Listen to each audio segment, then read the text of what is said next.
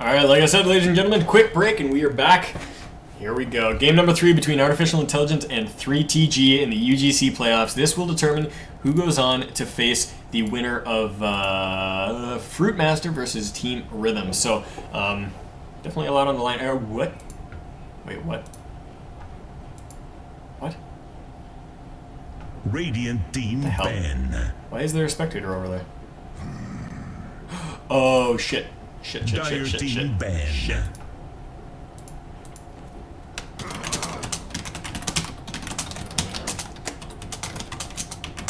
Dire Team Ben. Actually, okay. Alright, whatever. No, it doesn't matter. It doesn't matter.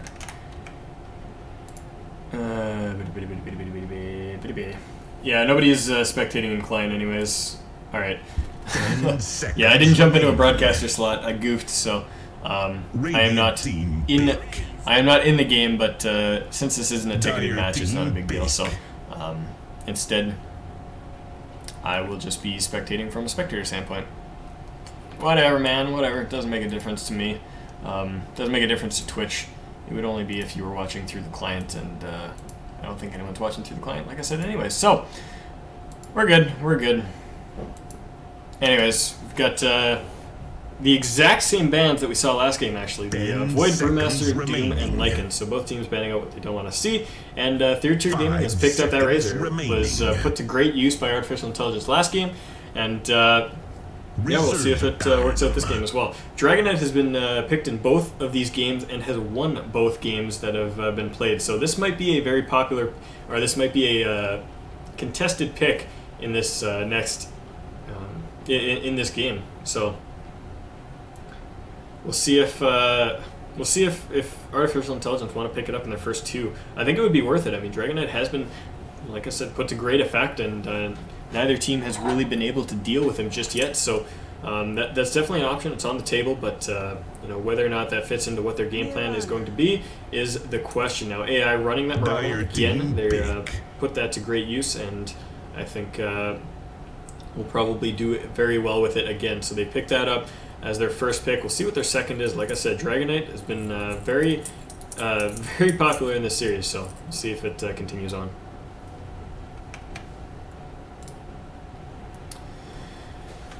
Now, Skywrath is the other hero that was picked up in almost. I think it was picked up in both games, and he would be very strong. 5 seconds remaining. See if that is the choice. Reserve time. Yeah, I don't know. What else was put to good use? I think the Witch Doctor last game was a good pick. I just don't think it was. I just don't think it worked out as well as it should have. Dragonite is the pickup for AI, so they have picked that up as I mentioned. So Dragonite on the table means they've got that push potential. They've got that potential to fight really early on.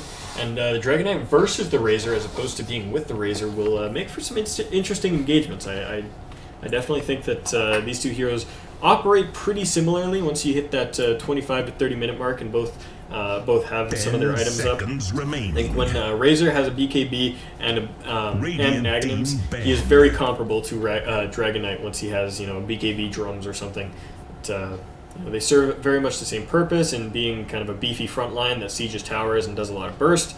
And of course they brawl in different ways, but you know, their purpose in the team is much the same.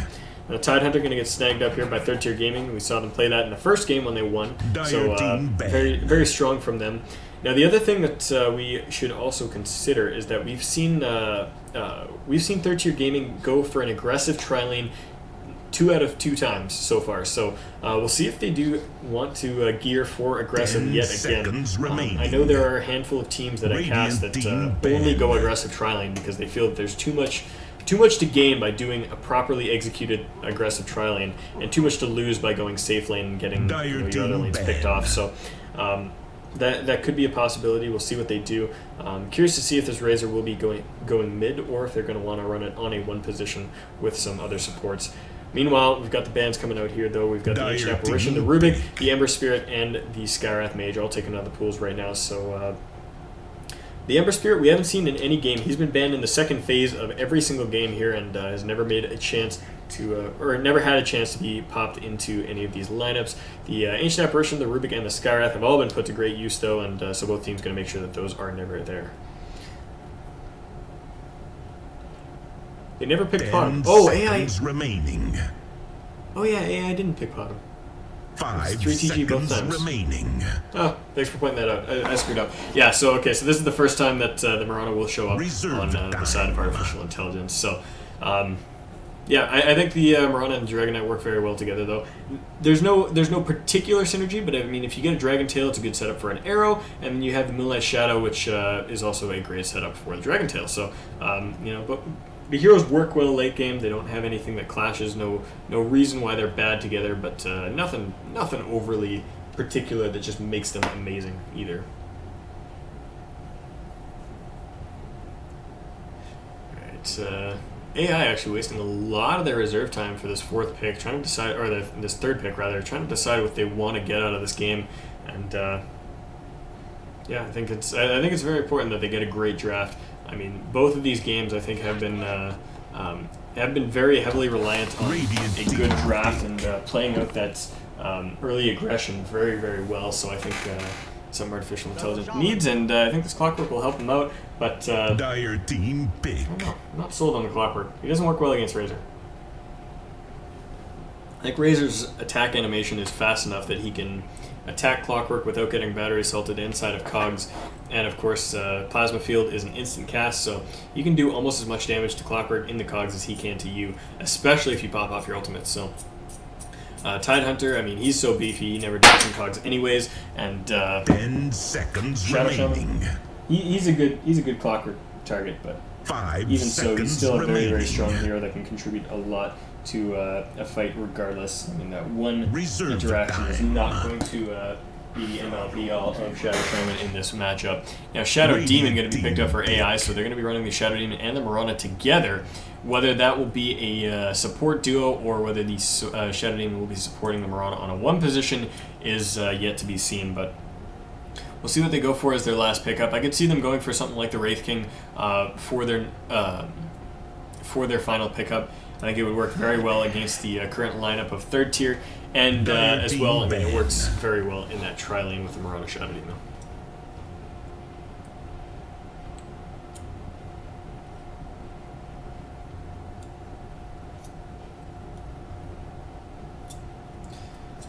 Alright, so getting into these last two bans here, AI does not have a lot of time to make this call. They're into their reserve time, and they've only got, actually they're not into their reserve time yet, but they only have 10 seconds left on that, so they're going to run out of their normal time, and they got 10 seconds left to decide that final ban. We'll see in just a second what they choose, but I think they need to ban out another support, and they ban out the Venomancer, so decent call there. I don't know if that would have been the choice had it not been banned, but good one to get rid of nonetheless.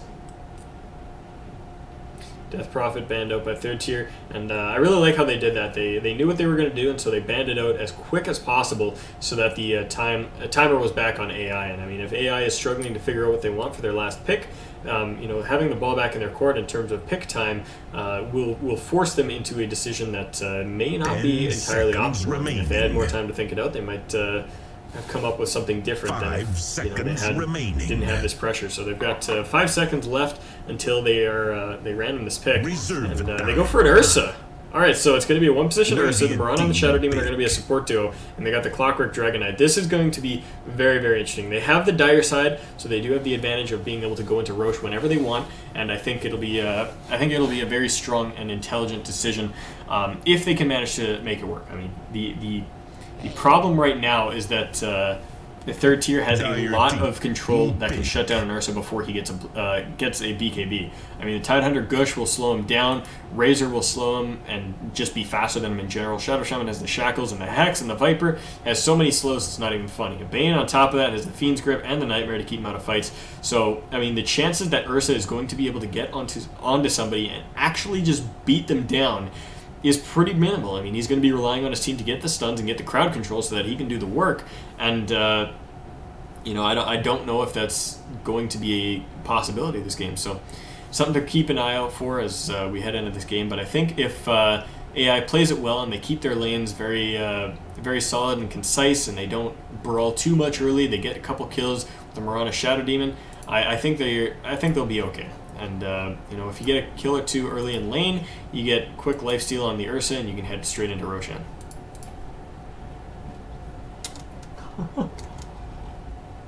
Got a pause request coming out here, and yeah. So, anyways, like I said, friends, this is a best of 3 series. You can see that reflected up here at the top of the screen. And this is between artificial intelligence and third tier gaming. So this is the first versus 4th seeded team in the NA Steel division of the UGC League. So this is top of the top in this is the top of the top in the league so far. AI ranking first in the overall round robin bracket of the NA Steel division.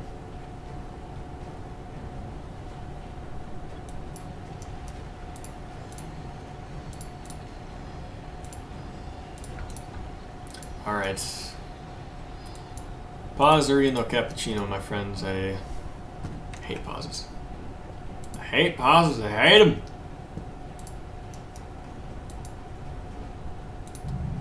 Let's check out this lineup. This actually looks pretty badass. This could be a wicked background right here. Shopkeeper over here just like grinning.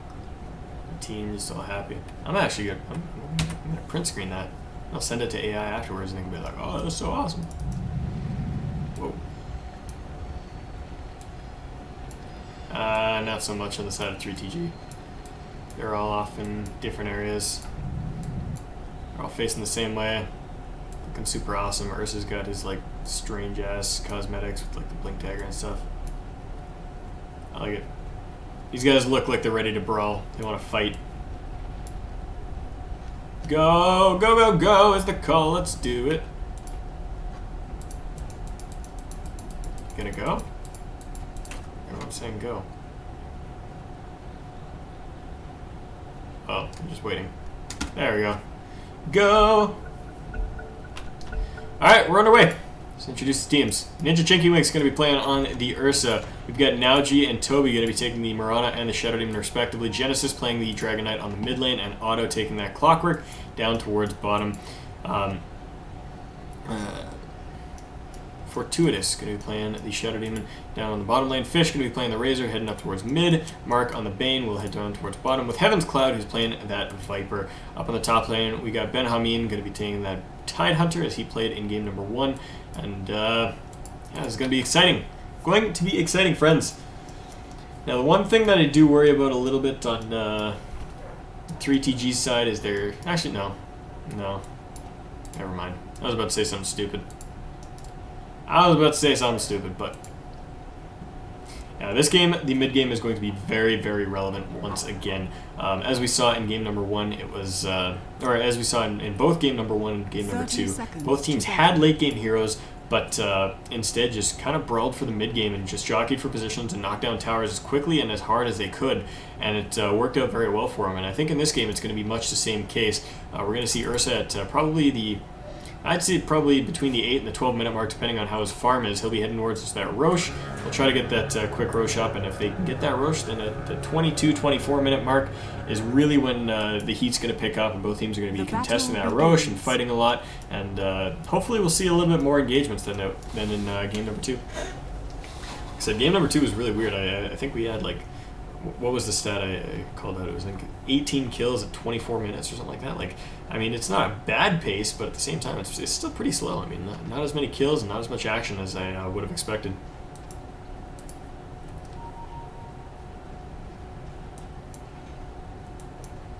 Alright, so this game, for the first time, we're actually just going to have a safe lane and safe lane scenario. In both the games before, we saw 3TG go for an aggressive tri lane, and it's not been the most effective in some scenarios as it was last game, but Away from there. anyways, Ursa doing good, getting his last hits, getting his denies, and Shadow Demon just zoning out that Tidehunter down on the bottom lane. We see the Clockwork and the Bane getting into a little bit of a scuffle. Cogs getting popped off, but nothing too significant there. Up in the mid lane, Razor versus DK. I think Razor wins this matchup hands down, and it only gets worse for DK as the levels go on, just because of exactly this. I mean, if Genesis tries to get up close enough to the creeps to do anything, he just gets static linked up, and there goes all your damage. And that's it. He's going to be relying solely on his Dragon Breath to try to maintain last hits in this lane, and once he uses his next one, he's out of mana and can't do it again. Oh, and he doesn't even get that range creep. That was unfortunate. So he's completely out of mana, and he's 450 gold until he gets his bottle. So this is going to be a rough lane for the Dragon Knight, unless he gets some serious support rotations. And, I mean, the Shadow Demon and the Mirana, they are very good at doing those rotations. They're going to be very good for getting in there and shutting down that Razor. But even so, I mean, even if you kill the Razor, he comes back to lane and he continues owning your Dragon Knight until, your Dragon Knight's so fed that it doesn't matter. But, the chances of that happening are not fantastic. I think right now both teams could really use their supports in other ways. I mean, both teams kind of just have their supports denying in lane. It would be a very good idea to do exactly what Potom's doing here, which is stacking, pulling, and just doing some other things, because, I mean, Ursa can deal with Tidehunter no problem, and, Mirana and Shadow Demon could be ganking that Razor. And, I mean, down on bottom as well, I mean, you got the Bane and the Shadow Shaman who are really contributing nothing to this lane. They could be stacking pulling, they could be ganking mid, they could, they could be stacking Ancients, they could be doing anything they want. Essentially, we're going to be discovered there. That'll get cleared out by Mirana. And meanwhile, is he going to go? Oh man, he was in the cast animation. He stopped it. They might have been able to get the Tidehunter. I don't think they would have had enough damage to finish him off. They definitely would have gotten the Disruption Arrow combo.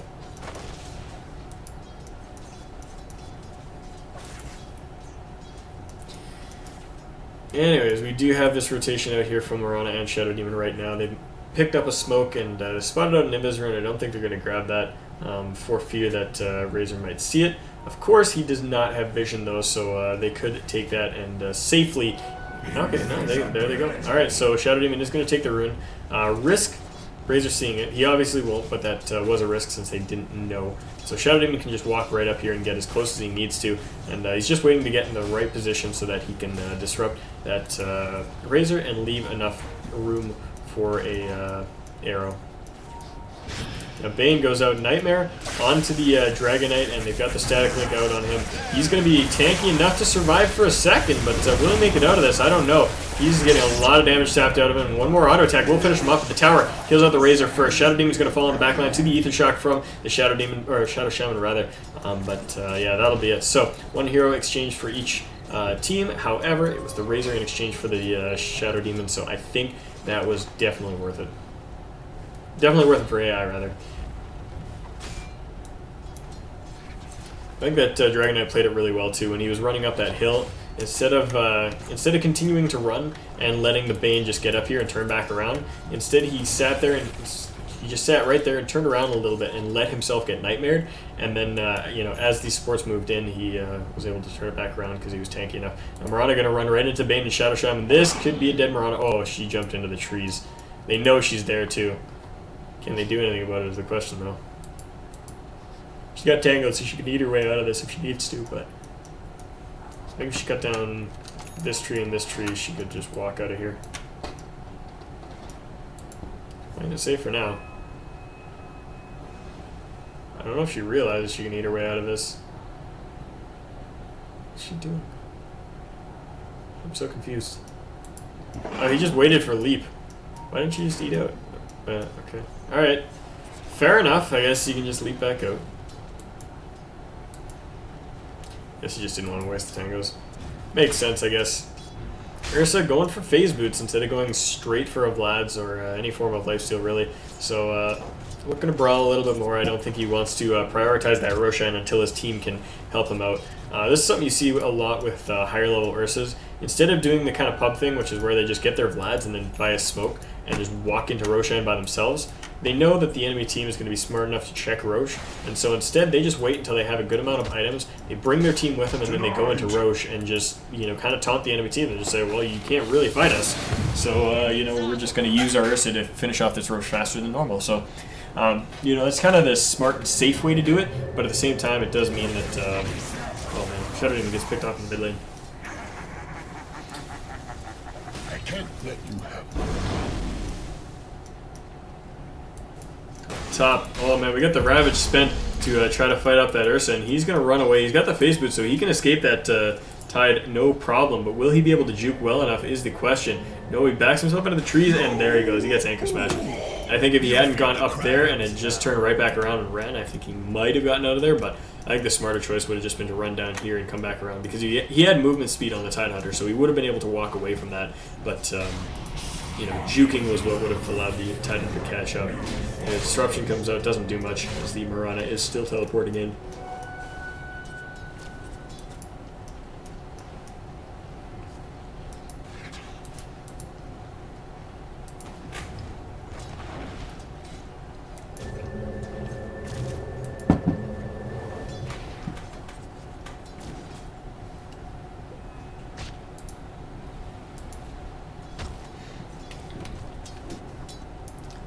Alright, up in mid.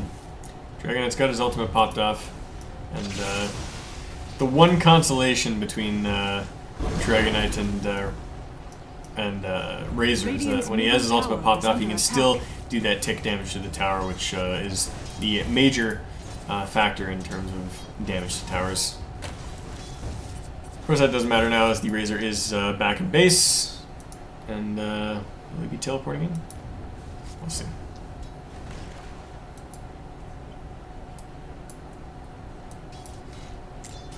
Down at bottom, Clockwork versus Viper. I mean, Viper should be winning this, no problem, and of course he is. Clockwork's trying to get up there and get some last hits, but not doing too much. Viper is, of course, sitting at the top of the CS chart at 48 and 11. We've got 36 and 9 up on the safe lane Ursa, and 29 and 1 on that Tidehunter. I'm actually very impressed by Ben Hameen's Tidehunter play. He's been very, very good about just getting in there and getting whatever last hits he can when the supports are missing. Now, the Shadow Demon will come in and finds the Tidehunter. Arrow going to fly, and it does catch him. It was very perfectly placed, but now we've got the supports and the Razor rotating in, and they're going to make something happen with this. The Tidehunter did fall, but they're looking for the Ursa. He's going to drop, and now will they find any more? I'm not so sure. Oh man, Shadow Demon turns around to Shadow Poison, and the damage is too much. He gets finished off, so that'll be 2 heroes down on the side of AI in exchange for the one Tidehunter. So I guess offlaner for the 2 supports is not actually no, sorry, the support and the Ursa. I saw the Ursa gets picked off, so I'd say that's definitely worth it. 3TG is really happy with that in exchange, and now they're going to look towards pushing in on this tier 1 tower. Still don't have Serpent Wards, as they're still half a level from getting that, so they're just going to have to push with auto attacks, but I think they'll be fine doing that. We're going to have 3 people up here to defend it. Well, actually 4 people now, as the Shadow Demon has walked his way back up, so this might not be a fight that 3TG want to take. They're going to fly. Viper sees it, dodges it, no problem. And looks like they're going to be safe to disengage. Yeah, they're good. Well, Clockwork's back at base. Is he going to go top, maybe help him out, or is he going to go back bottom and defend against Tide? He could probably kill Tide if he gets a hook on him, but not TPing down there, and so he's just going to walk. Dire's bottom tower is under attack. Got Razor sitting about 400 gold from his mechanism already, so that it'll be a relatively quick mech that'll improve his team's beefiness quite a bit. So good on him. Good on him. Pressure coming in towards the tier 1 mid, and still no Serpent Wards, still a ways off that.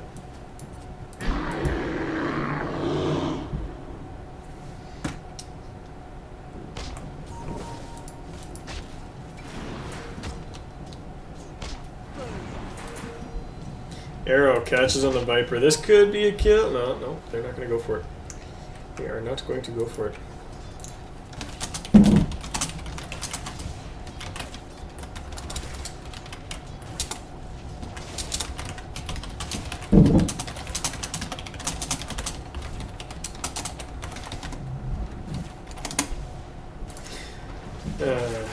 Anyways, down on bottom lane, sorry. Clockwork hooks in onto the Tidehunter, and they're going to finish him off for sure. Dragonite's there offering the burst damage, and there it goes. The Dragonite gets the kill on the Tidehunter, 5-3 your kill totals, and AI looking alright, but are still behind by 2 kills. Need to make that up in some way, whether that's pushing towers or killing heroes, but they're getting there. Serpent Ward's now up. Are they going to get dropped? Yeah, they are. Serpent Ward's on the tier 1 tower. I don't know if that was the best setup of wards, and the arrow lands on the Shadow Shaman. He is going to get owned for sure. The Razor trying to thwart off that Mirana, but the rest of the team coming in. Yeah, there we go. That's going to be a dead Shadow Shaman for sure. And now the Razor is inside the disruption with that static link still going. The Ursa has no damage, like literally no damage. Cannot do anything.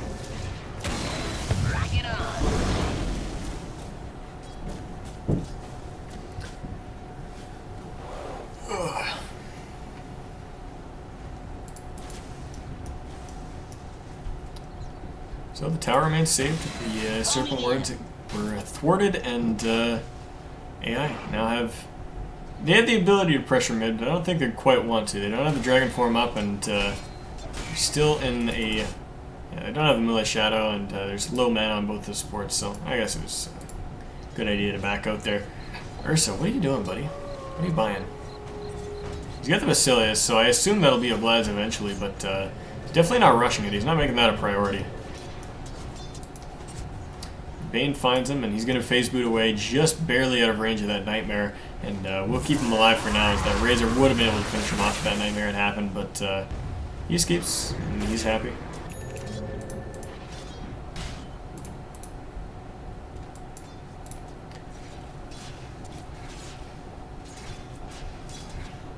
Dragon Knight down on the bottom lane with a Haste Rune and the Dragon form, so he can start putting on some pressure if he needs to.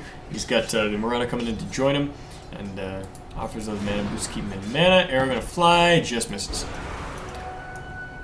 His Dragon form popped off regardless, and he pops off the Haste Rune too. They're looking for it, and they're just gonna go on the Viper, and yeah, that'll be it. Great coordination there with the Rocket Flare coming in, and you know, just being there to get it done. So the Viper drops. That's a 5-to-5 kill total. Very even, and Clockwork's going to find the Bane right across here. Actually pushes him out of his own hook shot, and the Bane is going to escape. That was a flub. Oh man, that was a pretty major flub. I'm going to say that. But yeah, Dragon Knight just taking up his tower for now while he chips it down with his poison attack. Clockwork holding out the wave with his cogs, and his tower's going to go down for sure. Meanwhile, though, 3TG going to trade that for mid, so. Trade both ways. I think that's both teams are pretty happy with that. But you know, if it were up to me to choose which team or which trade I would have liked, I probably would have gone with taking the mid tower, because mid is a little bit more valuable than bottom, but not by so much. I mean, gold's still the same, just positioning. Ursa has his Vlads finished up. Now we'll see if he does go for that quick Roche. I mean, that's kind of part of the hero. That's kind of what he needs to do. So we'll see if he does opt to go for that, or if he's going to bring his team with him, or if he's just going to wait a little bit longer. But yeah, do we have smoke on somebody we can use? No smoke available. So he's going to have to walk in there blind. And I mean, they do have this worded up, so they've... Sorry, my bad.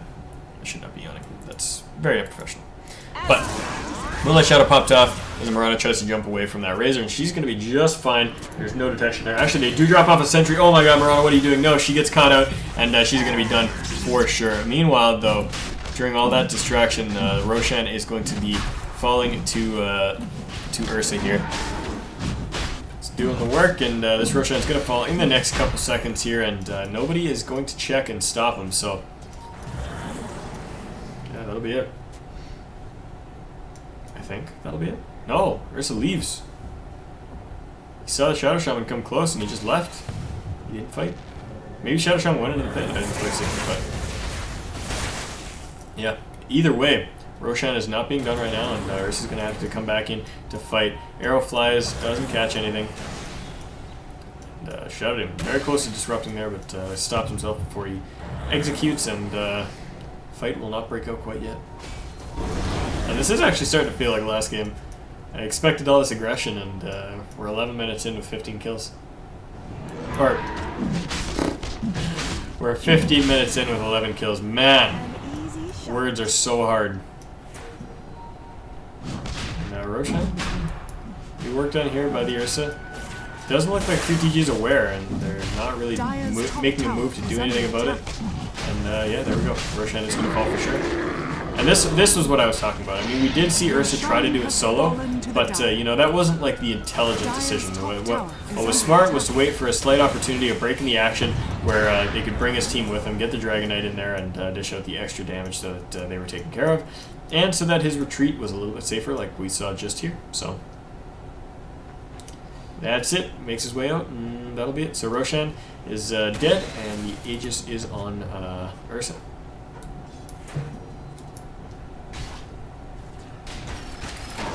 Oh, hook shot.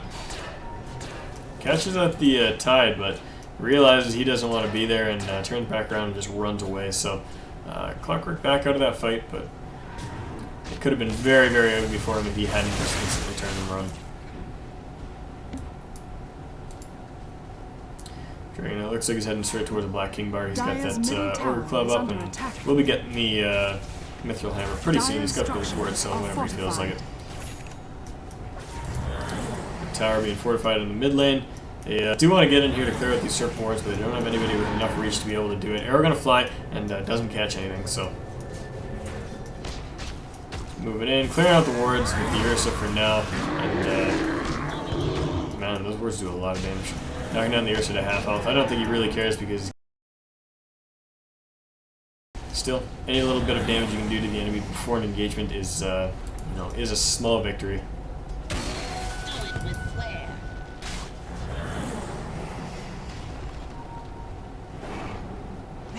As the Bane and the Razor moving in through the jungle, force out the Moonlight Shadow, so the Moonlight Shadow will not be available for the next fight that comes out here.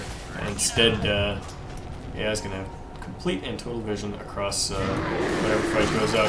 Now, blinking in. Actually, the Moonlight Shadow was stolen by the... Wait, what? Oh my god. But yeah, anyways, sorry, fight breaks up. 3 heroes down already, the Viper, the Clockwork, and the Shadow Demon. The Ursa's going to fall, and the Aegis will be popped off, and now the Mirana running away through the tree. She realizes she's in trouble, and the Ursa is back, but what can he do? He's in the middle of 4 heroes, and he is nightmared up, and now the Dragon Knight is actually trying to make an effort to fight this. He gets right in the middle of all this, but this might not be the best idea. The Ursa's going to die, and the Fiend's Grip goes out on the Dragon Knight. He's going to fall, and there he goes. 4 heroes down on the side of AI in exchange for only the Viper, and actually the Mirana. She comes back in. What's she doing, man?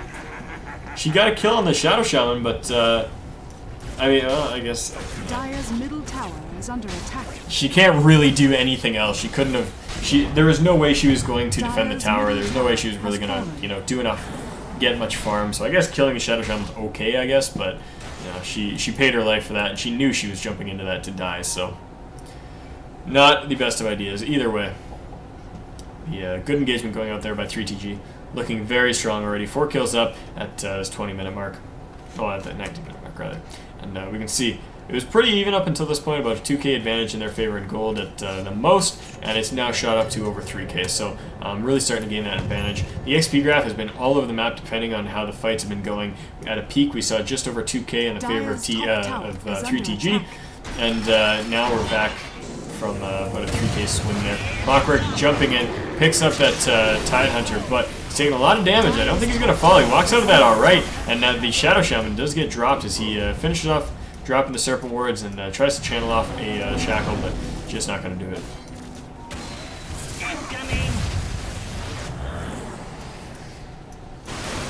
There's... Are they going to get the Shadow Demon here? He's looking pretty sad and low life. There he goes. Just not walking fast enough to get out of that, and now sapping the damage out of the Dragon Knight. He loses about 56 damage there, and 56 given to the Razor. He's got a lot of auto attack from that, and now they're going to look towards pushing in on this tier 1 tower, and I really don't think that AI can defend this. I mean, I don't think they should even try to defend this. I think they should just back away. But they are there, they're present, and maybe they make something happen. I think they're just going to get jumped, though. Double damage written up on that Razor. Maybe not.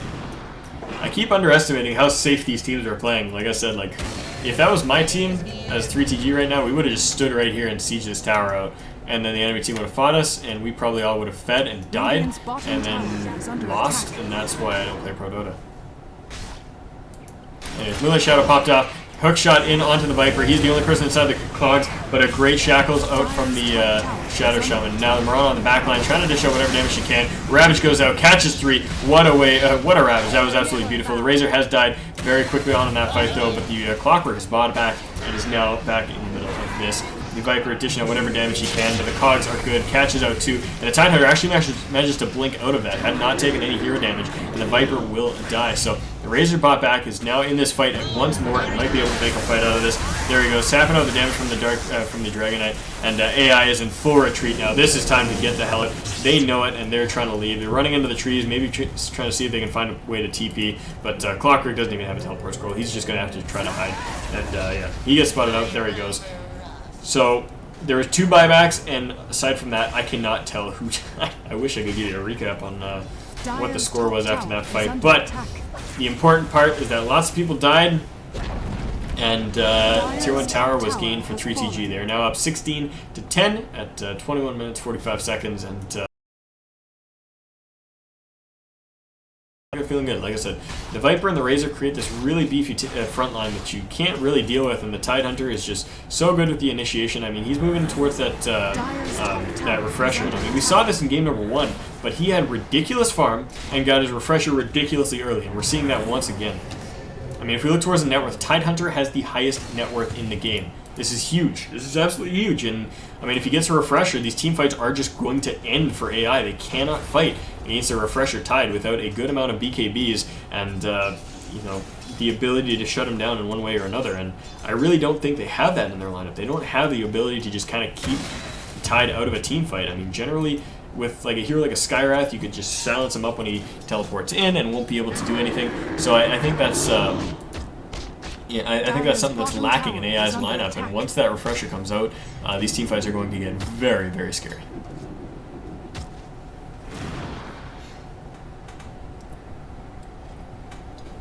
Still not seeing the extended timer for Roshan quite yet, but we will see that in just a moment here.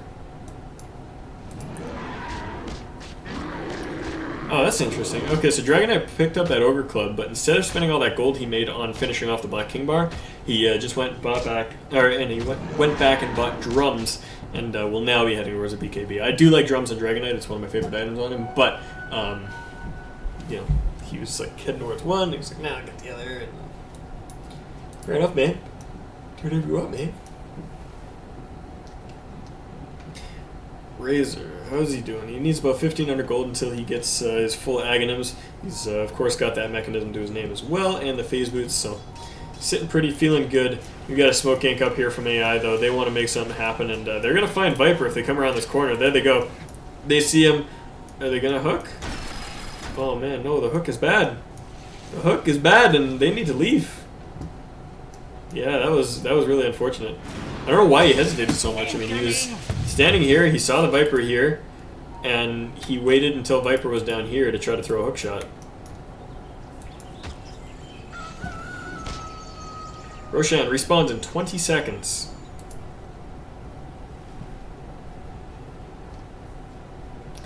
Alrighty, here comes the big man! Radiant's top tower is under attack. This rocket flare will spot it out. Think it lasts long enough? Maybe not? Yeah. Okay, Roshan spawns, the rocket flare still sees it, so they know what's up. They should know what's up, as long as they're paying attention, but... yeah. Anyways, Tier 1 tower just getting taken. 3TG not in position, and they do fortify TP to try to defend this, and they might get a deny out of it, we'll see. No, the siege creep is going to take the tower, so they still get the tower, and now Ben-Amin is in here, he wants to try to fight this. Do they have detection? They've got the sentry, but now they find the Dragon Knight, and I think the Dragon Knight is more than a valuable target, or valuable enough target for them. So they're going to go, and yeah, there goes the Dragon Knight. He gets the Dragon Tail out on the Tidehunter first, but doesn't matter. He is dead, and momentum to the side of 3TG right now. They've got the ability to push, and we'll see if they do try to go high ground. I don't think it's wise to go directly to high ground. Instead, you know, maybe use the Viper to finish off this Tier 1 right now, and then head in towards Tier 2 and try to get Tier 2 while the Dragon Knight's down. That would probably be the best course of action. They are hooking in behind this tower. They're going to find the Mirana, but she should be able to leap away from that, no problem. There she goes. Yeah, she's out of the fight. And no, there they go. They got a Tier 1. Dragon Knight's still down for 20 seconds. And Arrow Line or Shadow Shadow. Doesn't matter. Doesn't matter. Tide, man. Still at the top of the net worth chart. 300 gold away from a refresher orb at 25 minutes. That's absolutely huge. I mean, if he gets that refresher, it's going to be so rough for AI. And I mean, this guy's Tide play has been awesome. Fantastic Tide play. Radiant's top tower is under attack. Dire's bottom Ursa looking to come in from the side. He has a Black King bar up now, so we can fight a little bit stronger than before. He pops it off nice and early, and now the Ravage goes out. You see the Clockwork dropping off right off the bat, but Ursa is just going to town. He dishes out the damage, finishes off the Bane right out the bat, and now the Razor forced to be 4-staffed back. And so 1-for-2 exchange, the Bane for the Clockwork Shadow Demon. Definitely not an engagement that AI is happy about. They still lost their 2-2 tower, and you know, they lost one extra hero, so definitely not feeling grand on that one. AI's been playing alright though. Playing alright, and I think they do still have the ability to take it in the late game, provided that they get the fights that they need. But like I said, that Tide Hunter is going to be he's really going to, you know, determine these fights.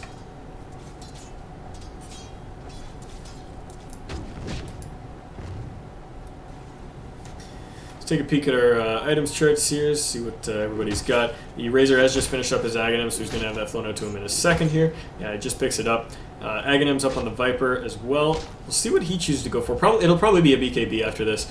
4-staff on the Bane. We've got a Blink and the finished Refresher on the Tide Hunter, and a 4-staff on the Shadow Demon. So, you know, 3TG is ready to fight, man. They've got all of the core items that they need. Everybody on their team has their core. Oh man, he just tried to TP and place a ward. Or he just tried to ward and place... Tried to place a ward and ended up TPing. I've done that all too often. Anyways, Otto on that Clockwork, it looks like he's going to a Blade Mail, but he is super poor. He has nothing right now. The Ursa's got a Black King bar and a Vlad's, as we talked about. The beginnings of a 4-staff on the Shadow Demon. And Desolator or Marana? Is she going straight to Desolator? Be a possibility. Oh no, she's going Black King bar, I see. And then BKB on and the drums on Dragon Knight. We talked about that.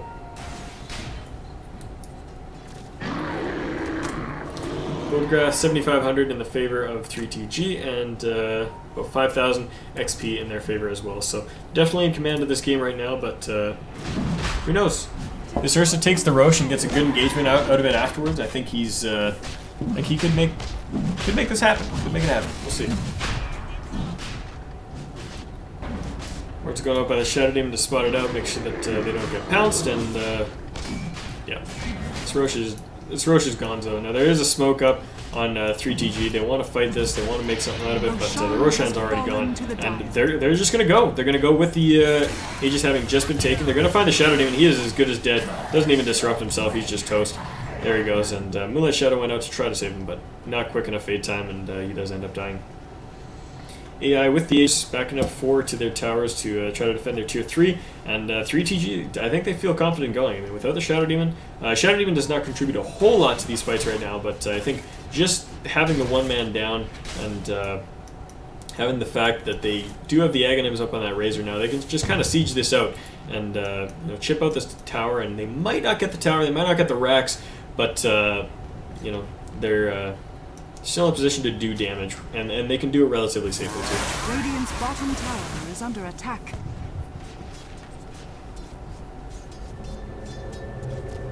Alright, they're just TPing out. I realize their side lanes are getting pushed in quite a bit, and there's a nice fat wave up here, and a good chunk of creeps down here, so instead they're just going to back it up. Defend their side lanes, and then they'll probably regroup for another push later. I don't think they're entirely opposed to just waiting out this Aegis either. I mean, you know, there's always engagements that you can take with an Aegis up, but at the same time, you know, waiting it out is always good, because then it means that you never have to deal with that Ursa more than once. Smoke Gank almost catches out this Tide Hunter. They know he's there, but will they manage to find him? Oh my god, what a fantastic arrow. Lands on Ben Amin, and I think he is toast here.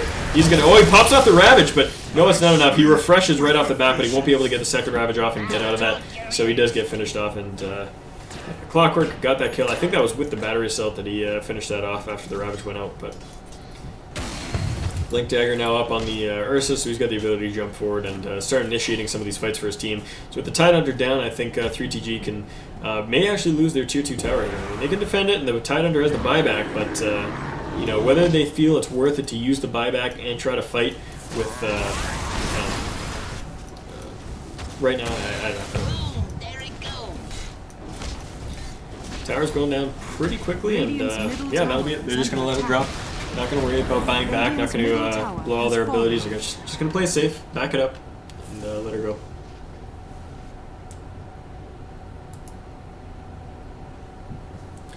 King Bar finished up on the Mirana now, and that's a really good item to have on her. I mean, she's not dishing out a ton of physical damage. I mean, she's not contributing a whole lot to these fights, but it does mean that she can survive long enough to throw out a couple more arrows and get those starfalls off to dish out whatever damage she can, and of course keep her alive in doing so. Clockwork has now finished up that Blade Mirror. I am thinking of Blade Fury from last game, and I said Blade Mail, and it just came out as Blade Mirror. I don't know what's going on, man. My brain, it's not connected right. Need a new one. Just sale at Walmart. Brains, $5.99.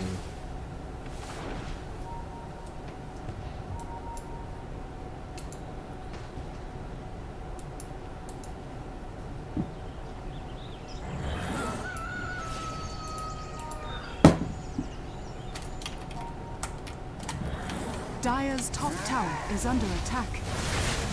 Okay, let's take a look at hero level, because this is right about the time where that's actually going to start to matter, when heroes start to hit their 16. So nobody is 16 yet, no one has their level 3 ultimate, but everybody is getting pretty damn close. All of the supports, except for Shadow Shaman, have got their level 11, so they got their level 2 ultimates, but in a few moments here we'll see the Ursa and the Dragon Knight pick up their level 11.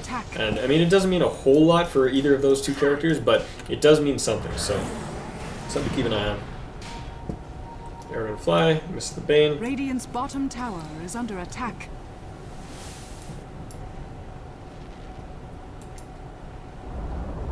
Radiant's bottom Meanwhile, tower has Ursa fallen. down on the bottom lane, clears out a tier 2 tower and TP's back to base for this fight, so it's a little bit more gold in their pocket as they head into this engagement. And 3TG is playing very hesitant, like I said. I mean, there's a difference between safe and hesitant. And most of this game they've been playing safe, but right now I'd say they're hesitating. I mean, they could be going up with these waves. They could be chipping out these towers a little bit. I mean, AI is too scared to get right in on them right away. And if you put your tanky heroes up front, like your Viper and your Razor, there's not a lot that AI can do to kill them before the rest of the team gets in there to cause some trouble for them. So I think right now, instead of just kind of doing this awkward little dance between the jungle and the mid side lanes, I think instead you just, like I said, get your tanky heroes, get the Viper, get the Razor, sitting up here and just chipping away at the tower. And when AI initiates, then you just brawl them. I mean, you've got the sorry, you don't have the Aegis, they have the Aegis, but yeah.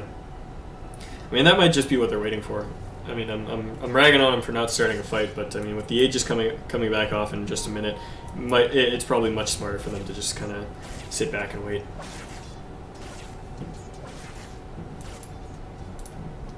Mind you, if they're smart and if they'd taken the timer, they'll know that this Aegis is going to be off in the next 40 seconds or so. And so, yeah, 30 seconds now. So when this Aegis comes off, I think we might see them just go in and start a fight. And if they do that, then they will have earned some major respecto mundo, because they know, keeping track of that shit. They know what's going to be done.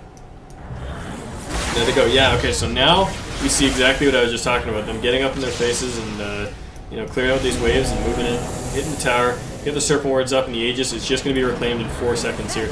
The Ursa's not paying attention. He'll jump into this fight thinking he has an Aegis and he won't. Anyways, Tide, Blink, Ravage, there he goes. They're dishing out the damage. They get 2 right off the bat. The 2 supports are out of this fight for the Dragon Knight. He pops out his Black King Bar. He's in here doing damage, and it is going to be enough to finish off that Viper right off the bat. And the Razor's trying to fight, and he's stuck into cogs. There he goes. Oh my god, that Nightmare. What an incredible save by Mark right there. That was huge. That was absolutely huge. I'm so happy to have witnessed that play. But now, the Shadow Shaman and the Bane might get picked off here. The Dragon Knight, though, he's finding himself a little bit too far forward and has to walk back into Serpent Wars. He's kind of caught outside of his base here, but he's safe. He's not in any danger of dying right there. And meanwhile, the range tracks are taking some damage.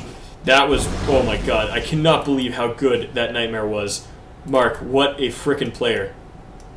That last attack that would have killed Razor, he Nightmares him, and then the second the Nightmare hits, he auto-attacks him and pops it off of himself to get out. That was some, like, I'm not even going to say next level, because that's, like, what you're supposed to do with that ability, but, like, the amount of like the amount of skill it takes to actually do that is huge. So props to him. What a player. What a player. And once again, very analogous to our last couple games here. Teams pushed in, they've exposed their axe, and then they take a kind of even exchange and they just back it up.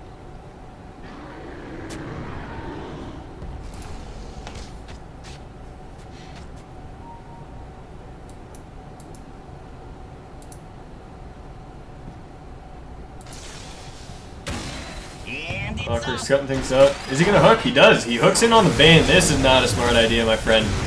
Yeah, 4-staff out from the Bane, and he does survive.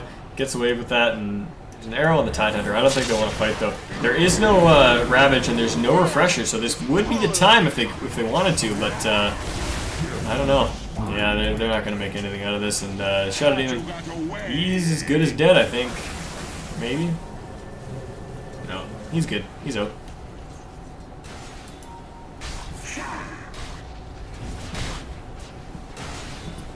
He is good. So the Clockwork, the only person who died there, and now 3TG's got some momentum on the bottom lane. They're going to look to, I think they're going to look to try to get in on this tier 3 tower with that Clockwork down, and Shadow Demon, I mean, does he not have a TP? Oh, he doesn't have a TP scroll. He had to walk his way all the way around. And his team is pinging him, telling him to go through the woods because they know that 3TG is going to be coming through there, but they know he's there. And, oh, man. That's got to sting as the Shadow Demon. You survive that whole engagement, you like walk all the way around, and you're like, alright, I'm gonna get out of this, I'm gonna get out of this. And you go through the river, and then you get across the other side of the map, you're like, I'm in my jungle, I'm almost there, and then zap. Done. Oh boy. Roshan responds in minute 20, so it'll be back up in mere moments here, and we'll see what happens. There's smoke on the courier, so it looks like 3TG want to get smoked up and doing something, but they moved away from that river location so that they weren't spotted out when they did so.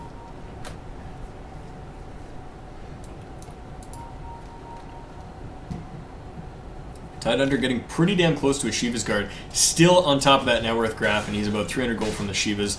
That's huge, man. I've never seen an offlaner like stay on top of the net worth graph for this long. Like, you know, it's cool. You know, it's cool if he's there in the first couple minutes. Maybe he got a kill, maybe he got some extra creeps or something. But, like, damn, that, like, to sustain a net worth lead against, like, 4 core heroes at 38 minutes in the game, that's huge, man. That is huge. And he's got that Shivas now, and it'll be coming out to him in just a second, which is going to make this next team fight even harder for AI. Haste. And it's off. Ursa just farming up some ancients, doing what he can.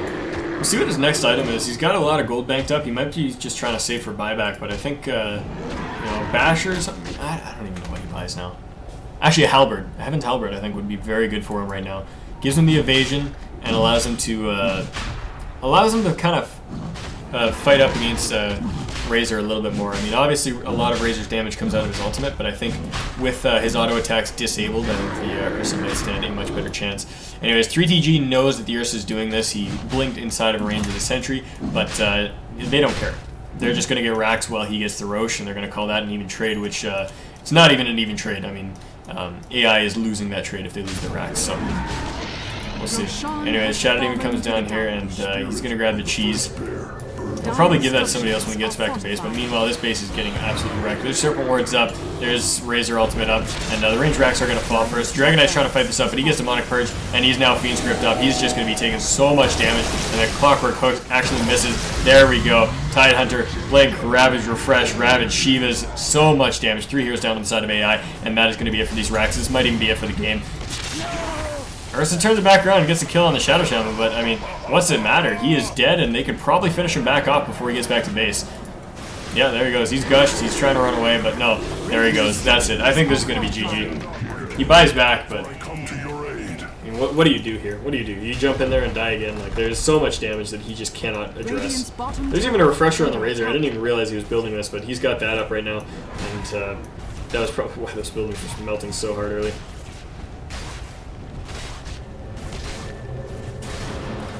Yeah, Viper's actually TPing out. Wow, that was kind of cool. Forced to have some away from the arrow, but and it catches on the time limiter. So they're going in. They might actually make an engagement out of this. Who knows?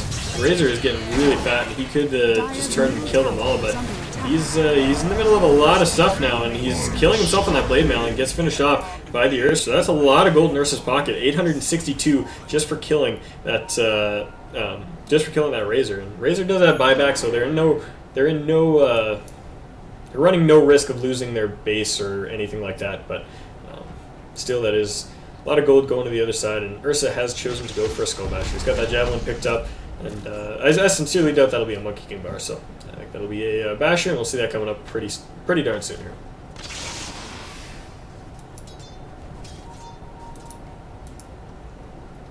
Viper's got himself a Manta style, and didn't actually go for that BKB. Instead went Manta, and is now going into what I assume will be a Heart. He could go he could go Cptn, but I think that the Heart is a lot more common on the Viper. Arrow lands on the Viper. Are they going to initiate on it? I don't know. I think they probably could have. It was only the 3 of them there, and you guys are popping out the Dragon form, fighting this up. The creeps are getting knocked out very quickly. Viper Strike out on the Dragon Knight. He pops off his ultimate so that he can negate some of that damage, and or pops off the BKB rather. And he now has the cheese. They did transfer that over from the Shadow Demon over to the Dragon Knight, but even so, with that Razor coming up soon and the Bane back up, they know that they're in trouble, so they back it away and are not going to push their luck in getting that barracks. And that Shadow popped off for the retreat. Going to try to get him out of there, and they should be fine. Dyer's Don't think there's any middle nearby tower is detection. under attack.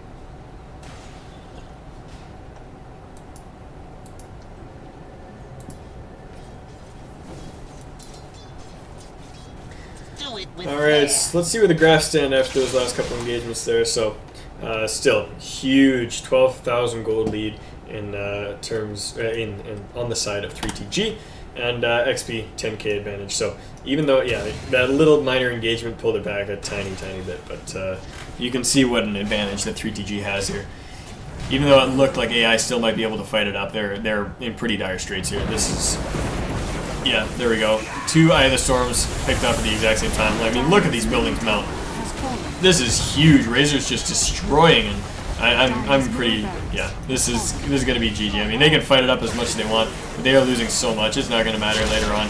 And yeah, even the Ursa, Black King bars, gets finished off. He doesn't have a buyback either. Ravage catches out 2, and there goes the Clockwork and the Marana. The second Ravage hits absolutely nothing because he's just said, fuck it, threw it out, whatever, no matter. And she was just catching. Alright, Shadow Demon gets finished off. The buyback on the Clockwork, and oh man, Viper just going to town.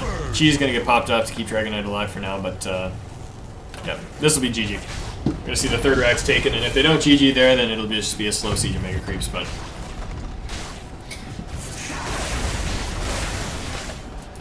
Alright. Dyer's bottom barracks are under attack.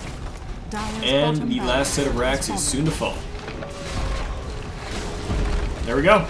Dyer's bottom barracks has So just now, 44 minutes, 20 seconds into the game, Viper overtakes Tidehunter in net worth. This is insane.